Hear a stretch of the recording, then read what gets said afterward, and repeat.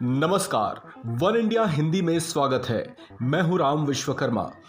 पश्चिम बंगाल के बीरभूम में भड़की हिंसा ने सियासत की भट्ठी में आग दे दी है, लिहाजा बयान सुलग उठे हैं। जो हिंसा हुई वो मुद्दा सेकेंडरी हो गया है, प्राथमिकता बन गई है इस बहाने एक दूसरे पर निकाले जाने वाली सियासी भड़ास। बीरभूम के बोकतुई गांव में जिंदा जला दिए गए लोगों की वो तड़प, नफरत की उस सुलगती ज्वाला में कुछ नन्हे मासूमों की कलेजे को चीर कर रख देने वाली वो चीखें, वो मंजर देखने वालों के कलेजे दहल उठे होंगे। लेकिन परवाह किसे है, क्योंकि हमारे सियासतदान तो मशगूल हैं एक दूसरे पर कीचड़ उछालने में, एक दूसरे पर नफरतों से लबरेज बयान उछाल देने का वो कोई मौका जो छोड़ना नहीं चाहते। इस बीच पश्चिम बंगाल की मुख्यमंत्री ममता बनर्जी की ओर से भी एक बड़ा बयान जारी हुआ है। ममता दीदी का कहना है कि इस घटना को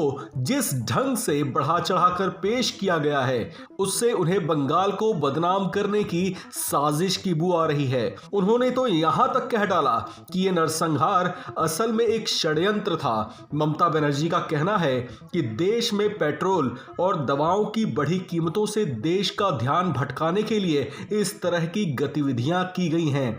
सिलीगुड़ी में एक जनसभा को संबोधित करते हुए वे जितनी बड़ी बातें कह गईं उसे सुनकर सब सन्न रह गए।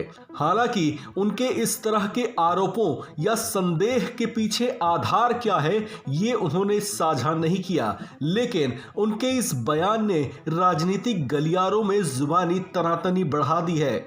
ममता का आरोप है कि कुछ लोग इस आग में घी डालने का भी काम कर रहे हैं। उन्होंने कहा कि जिस कांड को इतना उछाला जा रहा है असल में उसकी हकीकत ये है कि जिस व्यक्ति की हत्या हुई थी वो एक टीएमसी का ही कार्यकर्ता था।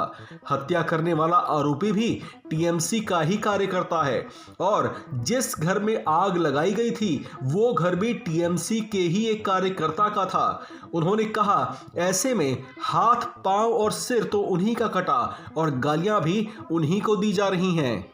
उन्होंने विरोधियों पर सवाल उठाते हुए कहा कि अगर दो पड़ोसी आपस में लड़ते या हिंसा कर लेते हैं तो भी क्या गलती उन्हीं की मानी जाएगी। ममता यहीं नहीं रुकी। इसके बाद उन्होंने कहा कि इस मामले में सीबीआई जांच बैठाकर अच्छा किया, लेकिन साथ ही उन्होंने ये सवाल भी उठाए कि उत्तर प्रदेश के उन्नाव और लखीमपुर कांड की सीबीआई जांच क्यों नहीं करवाई गई थी। इस खबर में फिलहाल इतना ही। बाकी खबरों के लिए बने रहिए वन इंडिया हिंदी के साथ।